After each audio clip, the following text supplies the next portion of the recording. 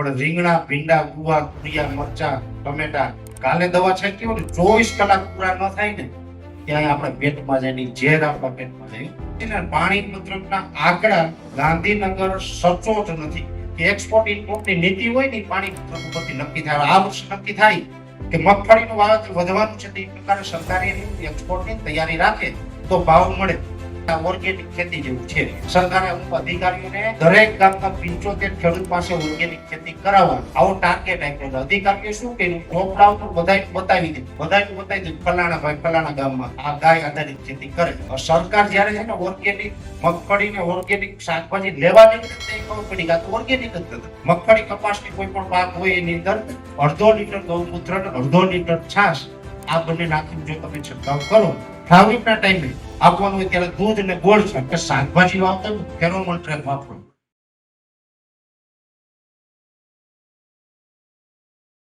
એટલે કોઈ પણ પાક હોય છોડ ઉગે એટલે એમાં 2-3 પ્રકારની સમસ્યાઓ આવે. જો ઉગે નહીં એટલે આપણે લઈએ ત્યાં સુધીમાં ઘણી સમસ્યા આવે ને એમાં આપણે માથાકૂટ કરતા હોય.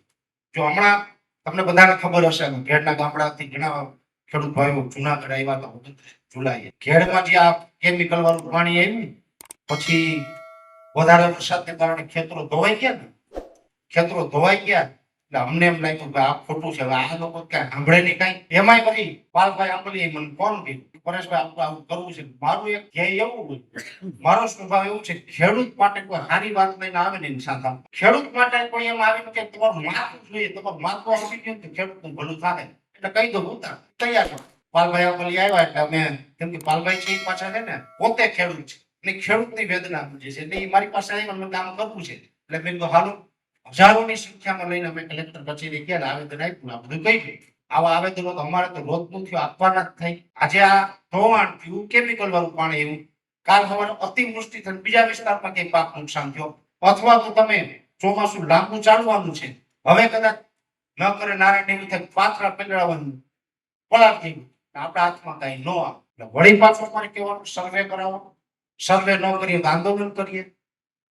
આંદોલન કરીએ, આવેદન પત્ર આપીએ. આવેદન પત્ર થી ઘણી વખત થઈ જાય ન થઈ જાય. સરકાર છે, સરકાર હોય બાંધકામ સારા કરે, હું તો કઈ નથી સરકારનો માણસ, નથી વિપક્ષનો માણસ, હું તો માણસ છે. હું પણ કેનો ગુજરાતના ખેડૂત, બરાબર ગુજરાતના ખેડૂતનો આદેશ થાય ત્યાં અડીખમ કે ત્યાં ઉભા એટલે આવેદન આપવા જાય, બીજું ત્રીજું કરવા જઈએ એમાં ન થાય. ઘણી વખત લાઠીચાર્જ થાય, દેખાઈને આવતું જ પણ મૂકીએ નહીં. એનું કારણ છે જો અત્યારે ખેડની સમસ્યા છે, હું તમને એ કહી દઉં ઘેડના ભાઈઓ હોય તો, હા એટલે ભાઈ તમે તો પણ મહાન હસ્તી તેને હદપ પાડીને બેઠા સફારી પહેરીને બોલો. આ સફારી છે ને એ જેદીના લગ્ન થયા ને તેથી હાહારાની ઘેર સફારી પહેરી ગયા હતા તેથી ને પછી બીજું કોઈ કપડું જ નથી. સફારી આમ તમારે જો ગરમી ગમે હોય તો સફારી એટલે પણ સારી વાત છે. સફારીનો લાભ હોય હારા આપણે બે ભાઈ ફોટો પડવો પેલો સફારીમાં. આ સફારી છે દાદા જોઈની પેલા આ તો ફોટા પાડ દેજો. આ સંસ્કૃતિ આપણી છે ને, આ છોકરા આવનારી પેઢીને આપણે બતાવીએ ફોટામાં કે આપણા બાપ દાદા આવું પહેરતા પહેરવે છે, કેમ કે હવે પછી કોઈ પહેરવાનું નથી. એટલે ખેડવાના જેટલા બેઠા ને એનો હું એટલું અહીંથી વચન આપું છું કે આ સર્વેના આદેશ છે. તમને ખબર છે ને આપણે આવેદન આપીને આવ્યા પછી આવેદન આપ્યાનું પરિણામ નહીં નીકળ્યું, સર્વેના આદેશ આપ્યા. પણ ઘણા ખેડૂત ભાઈઓને એવું પણ છે કે સર્વેના આદેશ ઘણી વખત આવે પણ મારા બેટા કઈ આપતા નથી. થાય ને મૂંઝાતા નહીં આપે તો લઈ લેવાનું તેવડ છે, બરાબર લઈ લેવાનું તેવડ છે. હજી આપણે અહીંયા જુનાગઢ જ ગયા હતા, જરૂર પડશે ગાંધીનગર જ આવું 5-15 દી ભૂખાઈ બેસું. બાકી આપણો અધિકાર છે ને એ લઈ લેવો એટલે ખુલ્લી છાતીએ કહીને લેવાનું છે. આમાં કઈ આપણે કોઈથી સરકારથી વિપક્ષ કોઈથી બીતા નથી. આમાં શું હોય ગુજરાતમાં 182 ધારાસભ્યો ને 26 સાંસદ, એમાં બધી પાર્ટી આવી જાય ને પછી ભાજપ ને કોંગ્રેસ ના આપના ત્રણેય પાર્ટીના થઈને 26 સાંસદ ને 182 ધારાસભ્ય છે ને એ એટલામાંથી એકેયથી હું બીતો નથી. એને જે કોઈ કરે પણ આ ઘેરનો અધિકાર છે લેવાનો છે પણ માય કાયદા બનીને આ તો વોટ કરી દેવાનું છે. એમાં આપણે ઘેર વાળાને ભેગા છે. આપણે છોડ વાવીએ પછી કપાસ, મગફળી, તુવેર, એરંડા, શાકભાજી કાંઈ પણ વાવીએ. અને એમાં મારું એક ખાસ બીજી ભલામણ છે, તમે કદાચ મજબૂરીમાં પણ કપાસ કે મગફળીમાં કે દવા કે કેમિકલ જે ઉપરથી નાખો ને એ તો કદાચ 4 મહિને 6 મહિને તમારો પાક તૈયાર થતો હોય. મગફળી હોય તો 90 દિવસે થાય, 120 દિવસે થાય. કપાસ તો બહુ લાંબો ટાઈમ લઈ લઈએ. એરંડામાં ઘણી વખત લાંબો ટાઈમ લઈએ. તમે દવા છેટલી ને અસર ઘટતી જતી. પણ રીંગણા, ભીંડા, ગુવાર, તુરિયા, મરચા, ટમેટા આ આપણે આજે અત્યારે એક જણો દવા છાંટતો હોય, પાછા કોપર કેરી દવા શાકભાજી ઉતારીએ, વહેલી સવારમાં યાર્ડમાં હરાજી દઈએ અને બપોરે આપણે બધાને કેરીનું શાક થાય.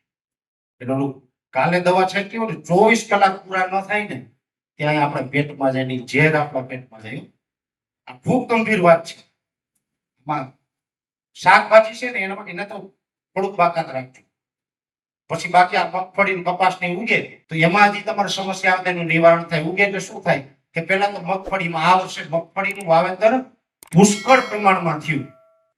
મગફળીની અંદર આમ તો મગફળીની અંદર અત્યારે જે પાણી પત્રકમાં લખાવે છે ને, પાણી પત્રકના આંકડા ગાંધીનગર સચોટ નથી. સચોટ નથી ગયા એટલે એના માટે આપણે ધ્યાન દોરવાના છે.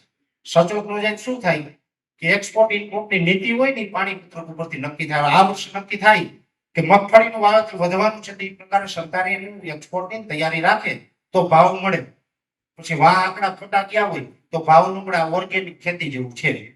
સરકારે અમુક અધિકારીઓને દરેક ગામમાં 75 ખેડૂત પાસે ઓર્ગેનિક ખેતી કરાવવાની આવો ટાર્ગેટ આપ્યો. અધિકારીઓ શું કર્યું, ચોપડા ઉપર બધાય બતાવી દીધું. બધાય બતાવી દીધું ફલાણા ભાઈ ફલાણા ગામમાં આ ગાય આધારિત ખેતી કરે. સરકાર જયારે છે ને ઓર્ગેનિક મગફળી ને ઓર્ગેનિક શાકભાજી લેવા નીકળે તો ખબર પડી કે આ તો ઓર્ગેનિક જ નથી. કેમ કે ઓલું તો પેપર ઉપર જ હતું. એટલે એમ આપણે પેપર ઉપર નહીં પણ આપણે હકીકતમાં શાકભાજીને બાદ રાખશું. બાકી તો મગફળી છે એ મગફળીની અંદર 2-3 પ્રકારની સમસ્યા આવે. તમે એક વખત છે ને હું તમને જે વાત કહેવા માંગુ છું ને એમાં તમારે જેટલી વ્યક્તિ બેઠી ને એ બધાની તાલી પડવી જોઈએ. ખાલી ઉતરી જશે, એક નવું જોમ આવી જશે અને થોડો કંટાળો આવતો હશે, દૂર થશે. તાળી પડે ને એટલે નેગેટિવ ઉર્જા ભાગે, પોઝિટિવ ઉર્જા આવે. અને તાળી પાડવાનું કારણ એ છે કે તમારા ગામમાં કોઈ પાનનો ગલ્લો હકાવતા હોય કે સાંજે પાનનો ગલ્લાનું તાળું મારી ઘેરે ઘેર કોઈથી કેવા નીકળે કે તમે બાવા મૂકી દેજો કેન્સર થાય નીકળે.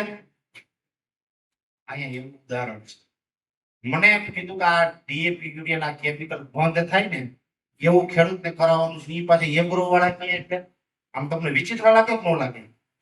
હે બોલો, વિચિત્ર લાગે કે ન લાગે? ક્રિષ્ના એગ્રો કેમિકલ આ અવિનાશભાઈ કુંભાણી ઉભા થયો આંતાળીઓ બતાવે. અને ઓળખો છો બધા? માંગરોળ રોડ ઉપર એપ્રોજેક્ટ ફર્નિચરની સામે એનું ક્રિષ્ના એગ્રો કેમિકલ નામથી પોતે શોપ ચલાવે છે. એની મને આગ્રહ કર્યો, પરેશભાઈ આવો આવી 2-4 વાતો છે ખેડૂતોને કરો જેથી કરીને ખેડૂતોનું ક્યાંય હિત થાય. હું પણ ખેડૂતનો દીકરો છે, મને એમ થાય કે ખેડૂતને આ તમારી વાતની જરૂર છે. એટલે અને એમાં અમે ટપોરા મારતા હોય. જો કોઈ ગમે બધા એગ્રો વાળા કેમ આવી ન જાય, એનું આયોજનમાં સીધોમાં પડી ન જાય. પેલા તો એને આખી જન્મ કુંડળી કાઢી. ઈ ભાઈ હું કહી એ બધી જન્મ કુંડળી કાઢી મને વિશ્વાસ હોય ને તો જ આપણે આવ્યા હોય. તો હું તમને કહું એમાં અવિનાશભાઈમાં કાંઈ ઉપાધિ કરતા નહીં. તમે ત્યાંથી છેતરાવું ને તેથી સમજી લેજો પરેશ ગોસ્વામી છેતરે. આ કેશવનો પરેશ ગોસ્વામી તમારે ત્યાં બેઠો છે. આ કેશવનો પરેશ ગોસ્વામી, આવા પરેશ ગોસ્વામી આપણે દરેક તાલુકામાં રાખવાના છે. તો ખેડૂત હિત થશે. દવા છાંટતા એટલે મેં ભાઈ જિજ્ઞેશને કીધું, મેં કીધું આ તો આપણે જયારે જોઈ લઈએ આ છાંટે, કેમ કે અમારો રસનો વિષય. એટલે મેં ઉભો રહ્યો તો ખેડૂત આમથી પંપ છાંટતા છાંટતા આવ્યો નવળ મને કે પરેશભાઈ તમે અચાનક. એટલે મેં કીધું ભાઈ આમ નીકળાતા રોડ ઉપરથી અને મને ઈચ્છા થઈ તમને મળતો જાવ એટલે મેં ગાડી ઉભી રહી. મળ્યો મેં છાંટો એટલે મને કે આ ડબડા ખેડૂત બિચારા બધું તો નામ ન આવે. મને કે આ ડબડા રહ્યા જોઈ નહીં કેમ મારે હવે જો કે આપણા જિલ્લાનું નહોતું પણ એગ્રોનું કઈ તમને એને ઓળખતા નથી. મારે નામ દેવ મતલબ છે કેમ કે આ વાત છે મોરબી સાહેબ. એટલે અવિનાશભાઈ એવું હતું મને અહીંયા ડબલા બતાવ્યું કે જો આ ડબલા છાંટું. એટલે ડબલા છાંટતા હતા એમાં ફૂગનાશક ની બધું હતું બરાબર હતું પણ 2 દવા કેવી હતી એમાં ખબર? એક વૈદ્યની દવા ને એક થાલની દવા. હવે સાંભળો થાલની દવા આપણે બધા ખબર છે. થાલની દવા છાંટી એટલે વૈધ રોકાઈ ગઈ. તમારે વૈધ રોકવી છે તો વૈધની દવા શું કામ નહીં? તમારે વૈધ રોકવી કે વૈધ કરાવવી એ નક્કી કરો. મને કે વૈધ તમારે નથી કરાવવી કે વૈધ તો થઈ ગઈ ને મેં કીધું તો મને દેખાય થઈ. મને કે આ કે ફાલની દવા એટલે આપી છે. મેં તો ફાલની દવા આપી તો આ તો વૈધની દવા બીજી આ બે ભેગી હું કામ છાટું? મને કે એગ્રો વાળા દીધી હતી સાચું મને આમ કઈ ખબર ન પડે. હવે તમે વિચાર કરજો આમાં શું થાય? આમાં વિકાસ કોનો થાય? બીજું આપણી માં શું વધે? ઉંમર નો અનુભવ વધે. આવું થાય ને એટલે એવું થાય આપણે થોડા દિવસો દે તો થોડી ઘણી ઉંમર વધે અને થોડોક અનુભવ વધે. બીજું કઈ વધે નહીં. પછી ખેતી પછી કે ખેતી કઈ વધતું નથી. પણ ખેતીમાં આપણું માર્ગદર્શક સારું હોવું જોઈએ. એમાંય ખાસ તમે કદાચ ભલે પ્રાકૃતિક ખેતી ન કરતા હોય કે અફોડતા હોય તો તમે કોઈ પણ એગ્રોમાં દવા લેવા જાઓ ને તો આખું બેકગ્રાઉન્ડ ચેક કરતા રહેજો. ભલે ગમે એની પાસે લ્યો પણ બેકગ્રાઉન્ડ ચેક કરવાનું આપણું માર્ગદર્શક એવું હોવું જોઈએ કે આપણે ખોટો રસ્તો ન બતાવે. એના બે પૈસાના ફાયદા માટે કાંટા કાંકરા વાળા રસ્તા ઉપર આપણે ન ચાલવું પડે, ઉઘાડે પગે ન જવું પડે. આ બધી વસ્તુનું ધ્યાન રાખીને આપણે પગથિયા ચડવાનું. પણ ઘણા હશે કેશોદમાં પણ બીજા મને ખબર નથી એટલે નથી કેતો. પણ આ ભાઈની જન્મ કુંડળી કાઢી એટલે એ બાબતમાં કઈ ચિંતા આ વન ફ્લાવરિંગ બે ભેગું નહીં આવે એ મને વિશ્વાસ છે. એમાં કઈ ચિંતા કરતા નહીં. તમે તારે જે જરૂર પડે ને બે ધડક અવિનાશભાઈ કુંભાણી પાસે જાજો એમાં કઈ તમે છેતરાશો નહીં. પણ હવે મગફળી છે એની અંદર હું તમને પ્રાકૃતિક ઈલાજ બતાવું. પ્રાકૃતિક ઈલાજ શું એટલે આપણે શું થાય કે અમે છાસ કે ગૌમૂત્ર ને એકઠું કરવાનું કે છાસ કેટલી જૂની વાપરવાની? પેલા બધાને આ સમસ્યા છે કે અમે છાસ તો વાપરીએ પણ છાસ કેટલી જૂની હોય અને કેટલા ટાઈમ સુધી વાપરવી એ ખબર નથી. જો ઓછામાં ઓછી 2 મહિના જૂની, ઓછામાં ઓછી 2 મહિના જૂની આપણે રોજ આપણે પશુપાલન કરતા હોય ઘરે છાયામાં બેરલ રાખવાનું, તડકે નહીં. છાંયે જે બેરલ પડ્યું હોય આપણા ઘરની રેગ્યુલર વપરાશ કરતા જે છાસ હોય બેરલમાં નાખી બેરલ ઢાંકી નાખે. એવી રીતે ગૌમૂત્ર પણ આપણે એકઠું કરવાનું કે ગાયનું જે આપણે ગમાણ હોય ત્યાં સિમેન્ટથી વ્યવસ્થિત કરી ઢાળ આપો. ઢાળ પૂરો થાય ત્યાં નાનો એવો ધોરિયો બનાવો. ધોરિયો બનાવી ધોરિયામાં થઈને એક નાનું એવું ખાંડણીયું કરી નાખો ટૂંકમાં આપણી ભાષામાં. એમાં બધું ગૌમૂત્ર ભેગું કરી શકાય. એટલે એવી રીતે ગૌમૂત્ર તાજું હાલે ને જૂનું હાલે. ગૌમૂત્ર ક્યારેય એક્સપાયર ડેટ થતું નથી. એ તમે 15 વર્ષથી તમે વાપરી શકો પણ એ ખુલ્લું ન હોવું જોઈએ. અંદર કચરો ન પડે, અંદર બીજા બેક્ટેરિયા ન પડે એ ધ્યાન રાખવાનું. એ કઈ બાથરૂમમાં હવા વાતાવરણ બીજું લાગે તો બગડે. એટલે છાસ છે ઓછામાં ઓછી 2 મહિના અને વધારે 9 મહિનાથી વધારે જો પછી જૂની છાસ હોય ને તો એની અંદર વેજીટેટિવ ગ્રોથ થાય. વેજીટેટિવ ગ્રોથ એટલે એની અંદર જે બેક્ટેરિયા હોય આપણે જે બેક્ટેરિયાનો ઉપયોગ કરવાનો છે એ બેક્ટેરિયા નહીં પણ જે આપણા હાનિકારક બેક્ટેરિયા હોય ને એ એની અંદર આવી જાય. એટલે મગફળી કપાસની કોઈ પણ પાક હોય એની અંદર 1/2 લીટર ગૌમૂત્ર અને 1/2 લીટર છાસ આ બંને નાખીને જો તમે છંટકાવ કરો તો કોઈ પણ સ્ટેજે પાકનો ગ્રોથ કરવો હોય તો એ ગ્રોથ કરે. ફ્લાવરિંગના ટાઈમે જ્યારે તમારે આપવાનું હોય ત્યારે દૂધ અને ગોળ છાંટો. ગૌમૂત્ર છે એ તો ફૂગમાં પણ સારું કામ કરે, બીજા અમુક ઝીણી જીવાતમાં પણ કામ કરે. અને બીજું ગ્રોથ માટેનું છે ગાયનું દૂધ અને ગોળ. ગાયનું દૂધ કેવું હોવું જોઈએ? કાં આપણી ઘરની હોય કાં સાવ ખાતરી બંધ હોય તો. બાકી તમે દૂધ બહારથી ગાયનું લઈ આવો ને ગાયનું હોય, ભેંસનું હોય, બકરીનું હોય એ નિરમા પાવડર ને સોયાબીન હોય એટલે ઈ નો આવે. એટલે એની અંદર આપણું ઘરનું ગાયનું દૂધ હોય તો 250 ml ગાયનું દૂધ અને 100 ગ્રામ ગોળ આ નાખીને છંટકાવ કરો તો એનાથી પણ પાક ગ્રોથ કરે. ફ્લાવરિંગના ટાઈમે તમે છંટકાવ કરો તો એનાથી ફ્લાવરિંગ પણ કરે. પણ ગાય કેટલા પાસે છે એ વિચાર કરો. 50% નથી, 50% નથી. અવિનાશભાઈ થોડુંક તમે કહેતા જાજો આ બધા ખેડૂત ભાઈઓ ગાયો તો રાખો યાર. આપણે આમ તો વાતો કરીએ સંસ્કૃતિની વાતો કરીએ ગાય માતાના અંતે પછી પાછું આપણે રાખતા નથી. ભગવાન શ્રી કૃષ્ણએ પણ ગાય રાખી દીધી. આપણે શું વાતો રાખવાનું? રાખવી જોઈએ. સંસ્કૃતિની વાત કરીને એટલે હમણાં મને યાદ આવે એટલે હું હમણાં 2-3 વખત ગામ વાંચી ગયા. આપણે બધા સંસ્કૃતિની વાત કરીએ. મેં કીધું અમે વિદેશમાં જઈએ ને તો ન્યા ક્યાંય ખીચા કાતરુંથી સાવધાન કેવું કે બોર્ડ ન હોય કોઈ માઇકમાં જાહેરાત ન થાય અને હકીકતમાં ખીચા કપાતા નથી. આ અમેરિકાના અમુક ડેવલપ થઈ ગયેલા તે કેમ એની માં પુષ્કળ છે પૈસા, તમારા પૈસા ભરવા નથી આવું હોય ને. એટલે મેં કીધું ન્યા ક્યાંય આ જાહેરાત થતા આપણે ભારતના બસ સ્ટેન્ડમાં જાહેરાત થતી હોય ખિસ્સા કાતરુંથી સાવધાન. એટલે મેં કીધું આપણી સંસ્કૃતિ જબરી એમ, એટલે આપણી સંસ્કૃતિ જબરી મતલબ આપણી સંસ્કૃતિ છે પણ આપણે એમાં હવે દાટ મારવા માંડી. અવિનાશભાઈ નું બીજું એક સૂચન છે કે બીજું એક કયો કે શાકભાજી વાવતા હોય ને, તમે કહો છો કે શાકભાજીમાં દવા કે ડાયરા અસર કરે, એટલે મને કે શાકભાજી વાવતા હોય તો ફેરોમોન ટ્રેપ વાપરો, એટલે જીવાતોડા ખુદાદીમાં પકડાઈ જાય. ખુદા પકડાઈ જાય એટલે શું થાય, કીયળ કે ચૂસેક બીજ જીવાત ન આવે. ફેરોમોન ટ્રેપ વાપરો. ખડની દવા બિલકુલ ન વાપરતા. હા, ખડની દવા છે ને આ બહુ ભયંકર છે. તમારી જમીન ખરાબ કરે, પર્યાવરણ ખરાબ કરે અને સ્વાસ્થ્ય બિગાડે. ગ્લાયકોસેટ ને પેન્ડિમિથાલિન ને પેરાક્વાઇટ ને એ શાકભાજી વાવ્યું હોય ને એ બાજુથી દવાનો પેલો જબલું લઈને આવતો ને, જબલું લઈને નીકળતા. જો ફ્લાવરિંગ ના અંદર આપણે ગાય નથી આવવા, તમે 50% નીચે આંગળી કઈ ગાય નથી, એને શું કરવું? આ એટલા માટે જ કઈ અમારે વારંવાર ભલામણ કરવું પડે. હવે તમે કદાચ એમ કે બધું પ્રાકૃતિક સમજાવો, તો પ્રાકૃતિક બધું સમજાવું પેલા કેમિકલ વાળાને આગળ લઈ જવા નથી લઈ આવવા આપણે. તો એને કેવું પડે એટલે છેતરાય નહીં, સારી પ્રોડક્ટ લઈ આવે અને એને ફાયદો. જો તમે ગાયનું દૂધ અને ગોળ વાપરતા હોય એનાથી ગ્રોથ થશે, ફ્લાવરિંગ થશે, વગેરે થશે. એ ન વાપરતા હોય તો હમણાં થોડા દિવસ પહેલા મેં એક વિડીયો મૂકેલો હતો લસ્ટર. એ 100% ઓર્ગેનિકમાં કોઈ કેમિકલ નથી. તમે શાકભાજીમાં છાંટી શકો, મગફળીમાં છાંટી શકો, કપાસ, તુવેર બધામાં છાંટી શકો. એ 100% ઓર્ગેનિક. એક પંપમાં 5 ml નાખીને છંટકાવ કરો એટલે કોઈ પણ પાકમાં સારામાં સારું ફ્લાવરિંગ કરવાનું કામ કરે.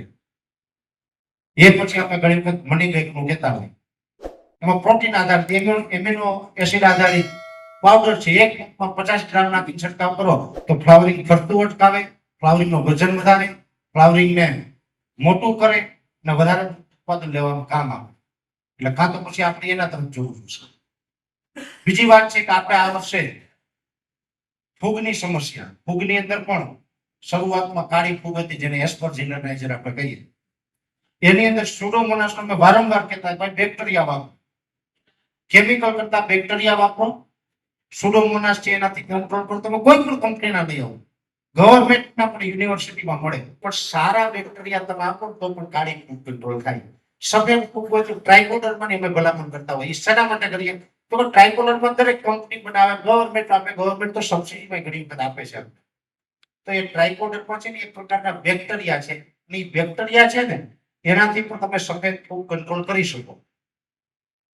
એટલે કેમિકલ કમસે કમ ન જાય તો આપણે સારું રહે. ફૂગને પણ તમે એ રીતે કંટ્રોલ કરતા જાઓ.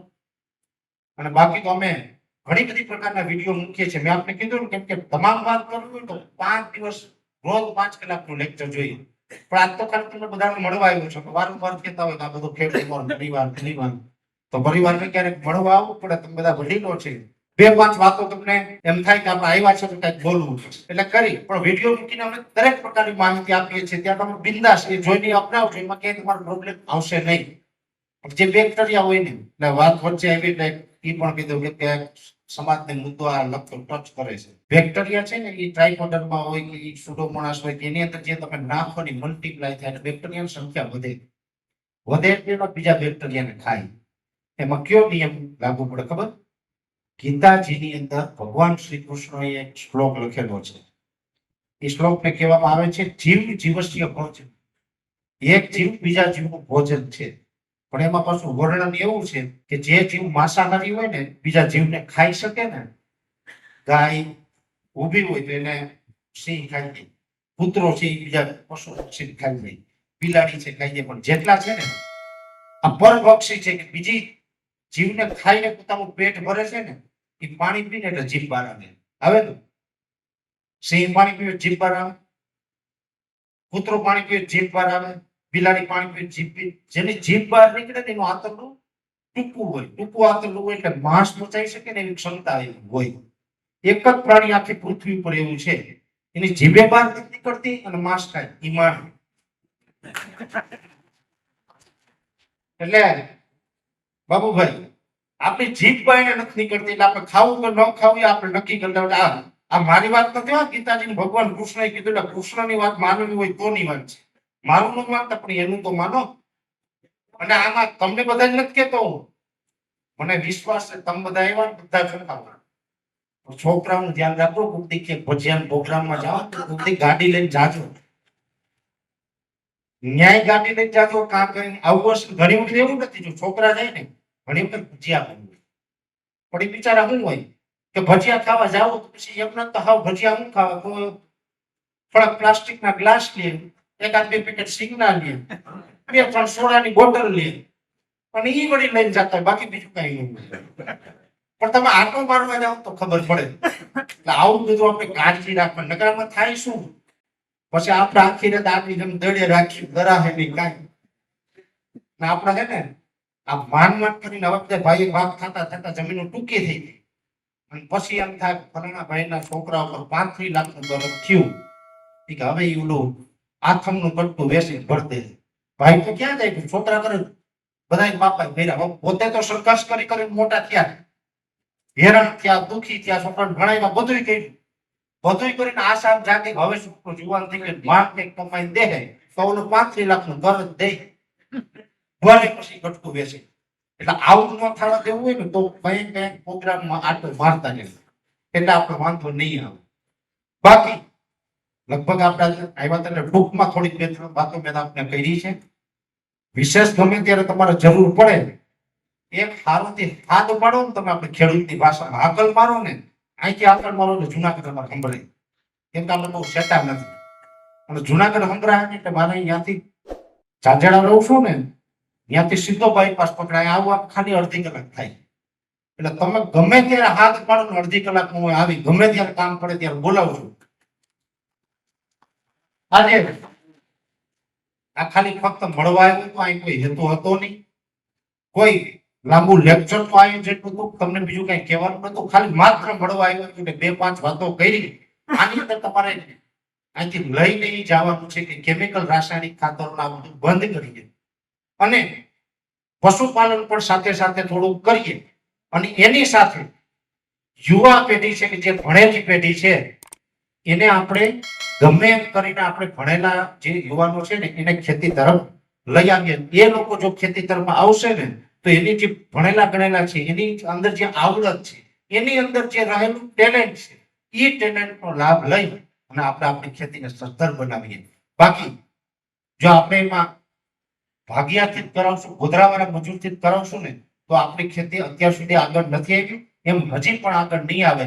થોડુંક આપણે સૂઝબૂઝથી કરીએ. અને બીજી વાત એ છે, ભાઈઓના શરૂઆતમાં મને કીધું થોડુંક ભાવનો પ્રોબ્લેમ થાય તો છોકરા ખેતી નથી કરતા. 100% ભાવનો પ્રોબ્લેમ થાય છે. આપણે એ સમજીએ છીએ. આપણે એક વખત ક્વોલિટી બનાવીએ.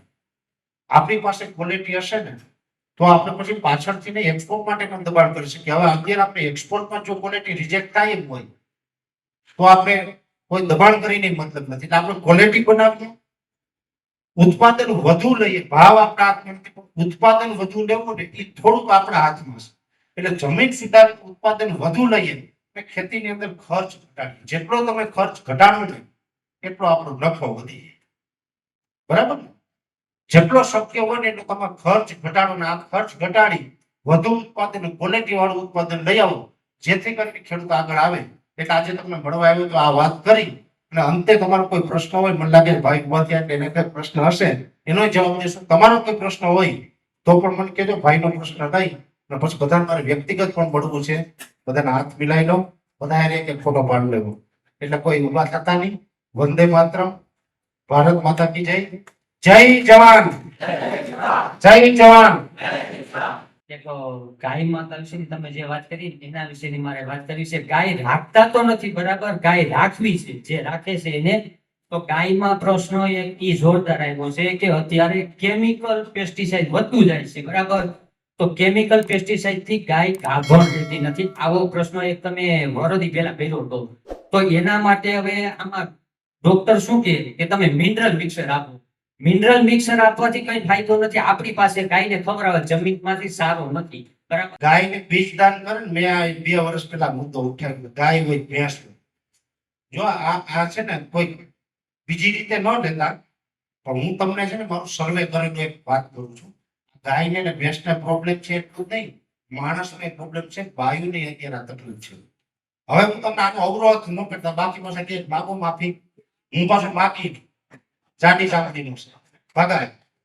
એટલે હું તમને કહું બૈરાઓને આ પ્રોબ્લેમ છે. તમે જોજો પહેલાના સમયમાં એવું હતું કે ગામની અંદર 10 છોકરાના લગ્ન કર્યા હોય ને તો 2-3 વર્ષે છ ની આપણે 10 ની ઘરે ઘોડીઓ હોય આજથી 40-50 વર્ષ પહેલા એવું હતું ને.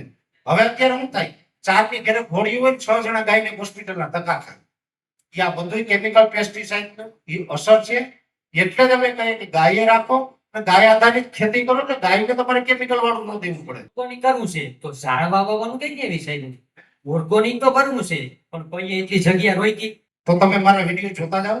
રોજ પ્રતિ વ્યક્તિ 4 વૃક્ષ વાવવાનું અભિયાન આપણું હાલે છે અને એ વાવવા પડશે. કારણ છે તમને બીજું કહું એ પ્રતિ વ્યક્તિ 4 વૃક્ષ વાવવાનું છે ને એ વાવવા જ પડે. બીજો કોઈ સવાલ નથી ને. તો આપણે એમ કહો કે જે ઓર્ગોનિક તો કરીએ છીએ તો ઓર્ગોનિક ની સામે આયુર્વેદિક પણ આપણે અપનાવવું છે. આપણે સીધું એમ કહો કે દાંત દુખી તો હાલો સીધું સાયક્લોફાર્મ લઈએ ને સાયક્લોફાર્મ ની જગ્યાએ તમે ડુંગળીની એક સીડ રાખી દો એનાથી તમને કેટલી રિકવરી આવે. આ વસ્તુ અપનાવવી જોઈએ તો આપણે કેમિકલ ને પેસ્ટિસાઇડ એલોપેથિક બધી મુક્ત કરી શકીશું. તમે ક્યાં અપનાવવાનું કઈ ના પડે. બધું આપણે થોડું જો આપણે એમ માનીએ કે આપણે એટલી જમીનની અંદર મગફળી વાવી તો મગફળી આપણે કેટલાની થાય તો કે 1000 રૂપિયાની. એટલી જગ્યામાં આપણે બધી વસ્તુ કરી લઈએ તો એનાથી આપણે કેટલો ફાયદો થાય ને એનો આપણે સરવાળો કરવાનો. હું તમારી તમામ વસ્તુ સમજી ગયો. ભાઈનો જે મુદ્દા તમામ બધા સમજી ગયા છે. એટલે એ ઓર્ગેનિક ઇલાજનું અમે એ જ તમને વાત કરીએ છીએ. અને ગાય આધારિત ખેતી કરું. બીજું વૃક્ષ છે ને એની અંદર પણ અમે છેલ્લા 2 વર્ષથી 5 વૃક્ષ અલગ અલગ પ્રકારના વાવવાનું તમને કહીએ છીએ. 5 વૃક્ષમાં આકડો, ધતુરો, કડવો લીમડો, બિલ્વપત્ર અને સીતાફળ 5 તો ખાસ હોવો જોઈએ. એ 5 થી એવું થશે કે એક તો આપણે એનું પંચપર્ણી અર્થ જે મેં વિડીયોમાં કહે છે બનાવવામાં પણ કામ આવશે. અને પ્રતિ વ્યક્તિ 4 વૃક્ષનું જે અભિયાન છે ને એ એવું છે કે હમણાં એક નવું સર્વે આવ્યું. તાપમાન દિવસે દિવસે વર્લ્ડ લેવલે વધે છે. વર્લ્ડ લેવલે તાપમાન વધે છે ને એની અંદર એવું છે કે એક વ્યક્તિ જન્મે ત્યાંથી મૃત્યુ પામે ત્યાં સુધીમાં મોટા તોતીને 4 વૃક્ષ કાપો ને ત્યારે એનું જીવનનું નિર્વાહ થાય. એની અંદર એને જીવવા માટે જે લાકડાની જરૂર પડે ટેબલ, ખુરશી, સેટી જે કઈ જરૂર પડતી બધું લાકડું આવશે ક્યાંથી? ઝાડ કાપી. છેલ્લે માણસ મરી જાય તો બાળવાનું લાકડાથી. એટલે 4 વૃક્ષ કાપો ને ત્યાં સુધીમાં એનો જન્મથી લઈને મરણ સુધી બધું થાય. જો 4 વૃક્ષ એ વ્યક્તિ માટે કાપવા પડે એ વ્યક્તિ જો 4 વૃક્ષ ન વાવે તો આ વૃક્ષો એક દિવસ ભાવ બચશે નહીં. એટલા માટે થઈને દરેક વ્યક્તિએ પ્રતિ વ્યક્તિ 4 વૃક્ષ વાવવા પડશે તો જ આપણું પર્યાવરણ સુધરશે. કેમ કે પર્યાવરણ બગડતું જાય. વારંવાર અલ નીનો અને વાવાઝોડા દર વર્ષે 3-4 બની જાય ને આ બધી વિપરીત અસરો છે ને એ આને કારણે પણ થાય છે. એટલે દરેક વ્યક્તિ ઝાડવા વાવવા જોઈએ. એનું પણ અભિયાન ચલાવીએ છીએ. અને જે ગાયની અંદર આ પ્રોબ્લેમ છે ને એવો ગાય, ભેંસ, માણસ બધામાં પ્રોબ્લેમ છે. એને કહેવાય અનફર્ટિલિટી. આ અનફર્ટિલિટીનો પ્રોબ્લેમ છે ને એની અંદર આપણે આ શાકભાજીથી લઈ અને તમામ પ્રકારનું કેમિકલ મૂકવું જોઈએ. તમે ગાય રાખો ને એના કપાસિયાનું ખોળ ગાયને ભેંસને ખવડાવશો તોય આ થાય. એટલે આપણે એને જે ખોરાક આપીએ ને એના ઉપર ખાસ ધ્યાન રાખવાનું. ઓર્ગેનિક ખોરાક જ આપવાનો તો જ આપણું શક્ય બને. વિશેષ કોઈ જોડાયેલા છો અને અમારી ટીમનો પણ ખૂબ ખૂબ આભાર.